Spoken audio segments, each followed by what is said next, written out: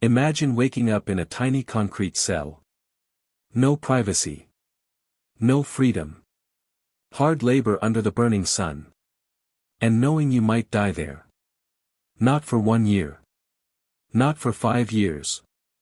But for 27 years. Most people break under pressure in 27 days. But one man walked out of prison after 27 years, without revenge, without hatred, and became president of his country. How? How did Nelson Mandela survive mentally, emotionally, and spiritually inside one of the harshest prison systems in the world? And more importantly, what can you learn from it when facing your own battles, stress, rejection, failure, loneliness, or injustice? Stay with me, because the final lesson is the one that changed history. The brutal reality of his prison years. In 1962, Mandela was arrested. In 1964, he was sentenced to life imprisonment. He was sent to Robben Island, a prison designed to break political activists. His cell was just 7 by 8 feet. No bed. Just a thin mat. A bucket for a toilet. Cold nights. Hard labor in a limestone quarry that permanently damaged his eyesight. He was isolated from his family. Letters were limited. Visits were rare and monitored. The system of apartheid wasn't just about segregation, it was about psychological destruction. The goal wasn't only to imprison his body. It was to crush his spirit. But they failed. Lesson 1, he controlled what he could. Mandela understood a truth most people learn too late. You cannot always control your situation. But you can control your response. In prison, he created structure. He exercised every morning in his small cell. He studied law through correspondence. He read extensively. He maintained discipline in speech and behavior. He refused to act like a victim. Instead of saying, "Why is this happening to me?" he asked, "Who do I choose to become in this situation?" That mindset changes everything. Modern application. You may not control your boss, the economy, other people's opinions, unexpected failures. But you control your habits, your preparation, your reactions, your standards. Your power begins where your control begins. Mandela survived because he focused on the small circle of control, and ignored the chaos outside it. Lesson 2, he turned suffering into preparation. Most people waste suffering. Mandela used it. Instead of letting prison weaken him, he treated it like a leadership academy. He studied his enemies. He learned Afrikaans, the language of the prison guards. He observed human behavior carefully. Why would he learn the language of the people oppressing him? Because he understood something powerful. To change the system, you must understand it. He was preparing for a future he couldn't yet see.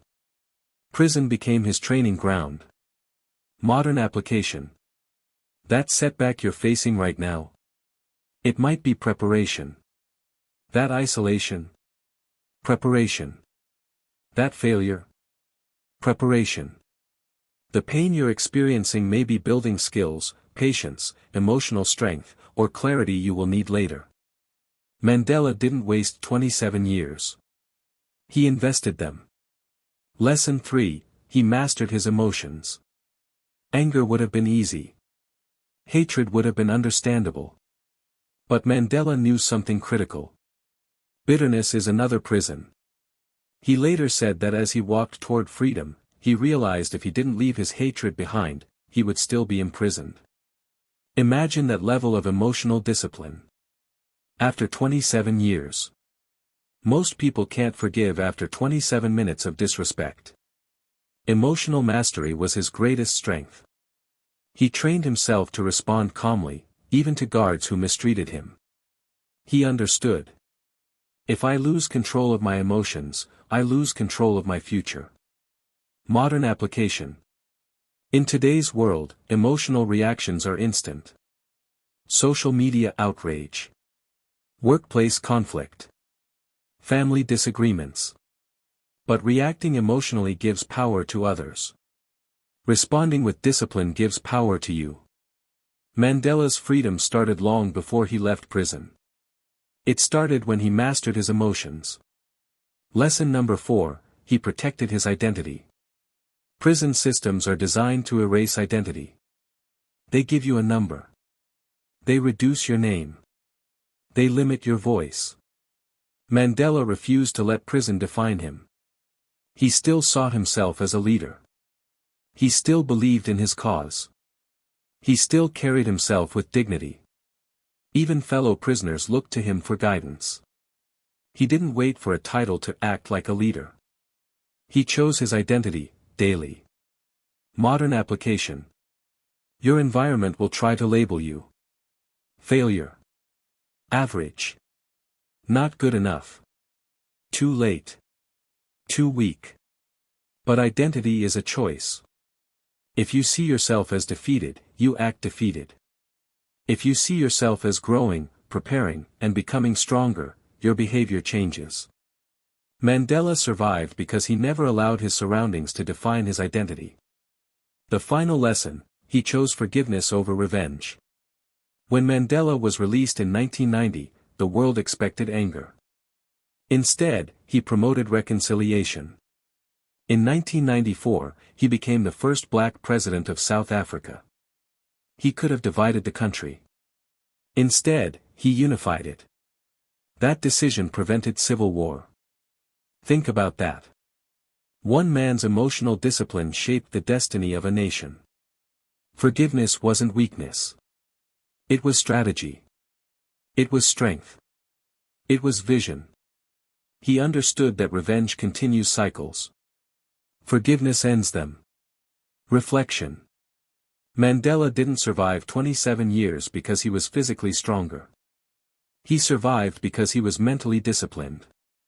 He focused on control.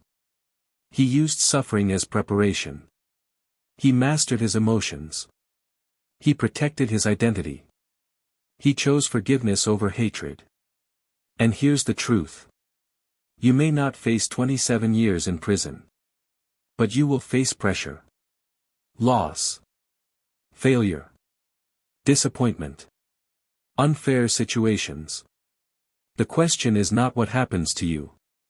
The question is, who do you become because of it? If this message spoke to you, don't let it end here. Subscribe to the channel for more powerful lessons from history's strongest minds.